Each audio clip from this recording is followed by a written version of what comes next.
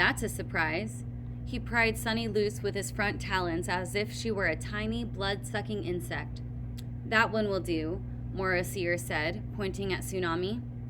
None of the big dragons had moved at all as he attacked their charges.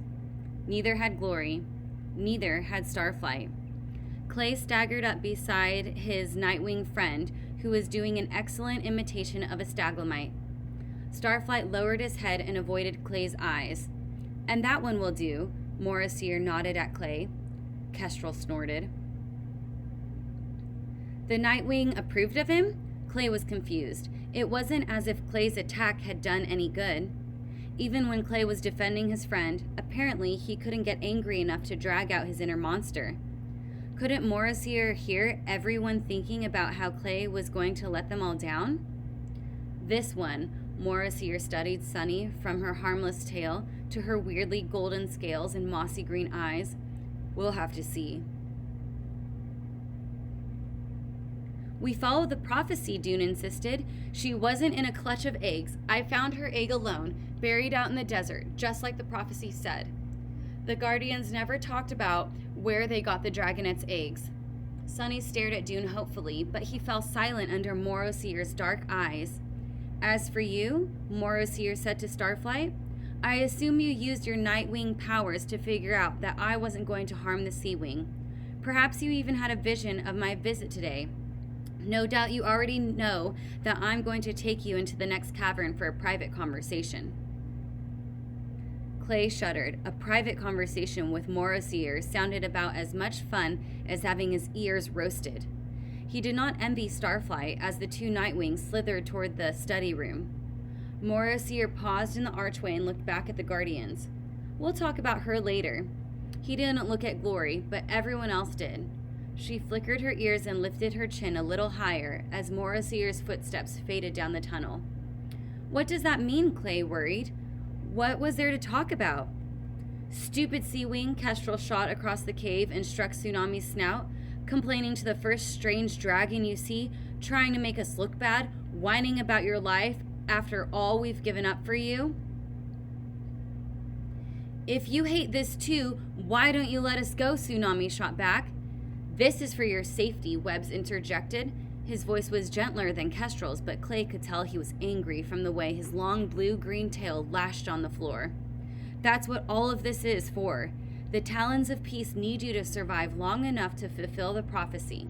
You have no idea how many dragons would love to get their claws on you, Five. Or what they'd do to you if they did, Dune growled. Our job is to keep you alive, Kestrel said, or else I'd have to strangle you myself a long time ago. Great, Tsunami said. Well, it's been a terrific life. Thanks very much. Kestrel made the hissing fire is coming noise.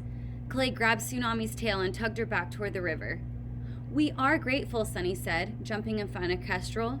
She stood up on her back legs, not even half the red dragon's size. Her golden ears twitched. We would much rather be alive than not alive. We're glad you kept us that way. Really, we are. Come on, Webb said. He prodded Kestrel and Dune towards their cave. We need to talk. Now he has something to say, Kestrel grumbled as the three of them clambered over the broken staglamites. Tsunami threw herself into the river and sank into the bottom of a stream of furious bubbles, where she curled up with her talons over her head. It got very quiet in the cave. Sunny and Clay exchanged glances, then looked over at Glory. The Rainwing was sitting in the same spot with her still tail neatly curled around her feet. She yawned. Clay wished she could be that calm. It was as if nobody bothered her at all. Are you all right? Clay asked. He came around and sat in front of her, studying her face. Sunny sidled up beside Glory, brushing her violet wings with her own smaller golden ones. Of course, Glory said.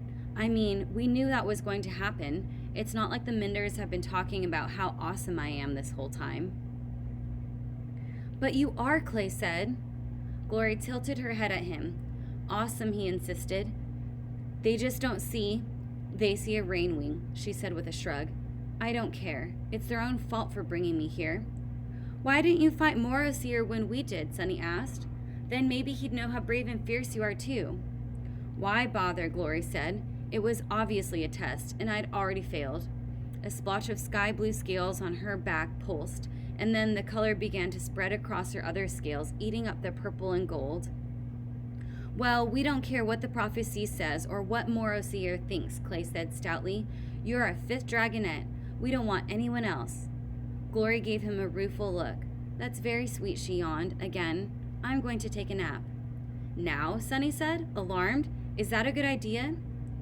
Glory fell asleep every day, usually after lunch, for a couple of hours, but Clay had expected her to stay awake while Moroseer was around. He knew he wouldn't want to be the big, dark dragon to catch him sleeping. He glanced at the tunnel to the study room, wondering uneasily how far the Nightwing's telepathy reached and whether he could read Clay's mind through the rock.